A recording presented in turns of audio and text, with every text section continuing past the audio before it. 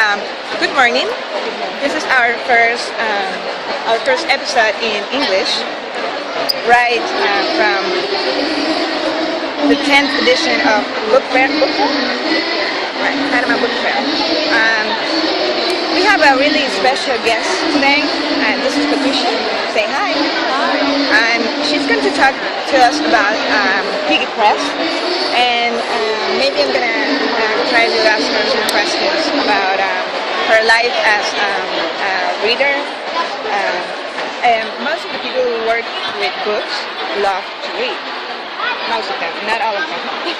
So, tell me, Patricia, how did you begin your career in book publishing and stuff? I was a teacher for 30 years, and when I quit teaching, I wanted something to do that would keep me out of trouble. So I decided I would start a company. I've always written, so I had several stories in a drawer on my computer, and so I decided I'd begin with one. And once I had published one, I realized that I have to start publishing books of books, of many books. So you have experience this? Yeah, but the blog is about not editing. So if I sneeze or talk or something, don't worry. You're doing it excellent.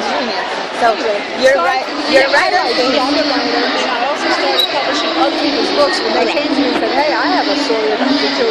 But I decided that I needed to have a niche.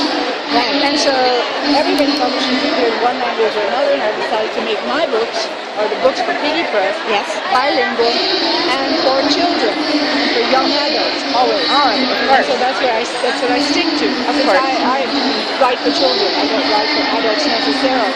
Although I have. But that's why it's a tough market, right? It's very tough. Very tough. But it's very important to. All right. To make sure that you stick with the level of children that you have. Yeah, it's really important. So tell me, Patricia, what do you think is the main problem when people start trying to teach children to love books? Why do you think they fail sometimes? Because sometimes they fail. Yes, mainly they don't dedicate time every day. Right. And you have to teach reading by example. If you want children to read, then you have to let them see you reading too. That's true. You can't just say, "Oh, look, here's a book, read it." Right. You have to. Like a punishment. Yeah, like punishment. Yeah. Like homework. Read your homework. I'm going to make you read a book. But it's really important to show by example. My mother read all the time. It was like water, like a river in our house, books all the time. She was always reading. She was a teacher, but when she'd come home, after she cooked supper and did all those other things that women have to do, she would sit down and read a book. And she always had books for us too. Oh, like a family heritage. Yeah. Oh. What kind of books did you love as a I child? always liked fairy tales. I guess I wanted to Fairy escape. tales? Yes, I wanted to escape. Yeah, sometimes you have to escape. Yeah. And now I like my first real book that I took out of the bookmobile in the traveling library was a history book. Excellent. It's about children. So I really love history. I've always loved history. Well, I used to read when I was a child. I used to read Charles Dickens and Victor Hugo.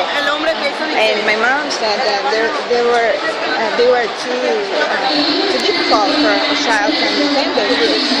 But I learned about David Copperfield. I learned about Great Expectations. That character Pip. I love Pip. And Victor Hugo. I read The Hunchback. I don't know the title in English. I know Nuestra Señora de París. It's The Hunchback of Notre Dame. Yeah, The Hunchback of Notre Dame. And well, I used to pick those books because they have those books in my school library. But they were in the adult section, the teenager section, and I was like 8. And I didn't like normal books for children. But I think that is about educating them and teaching them that they should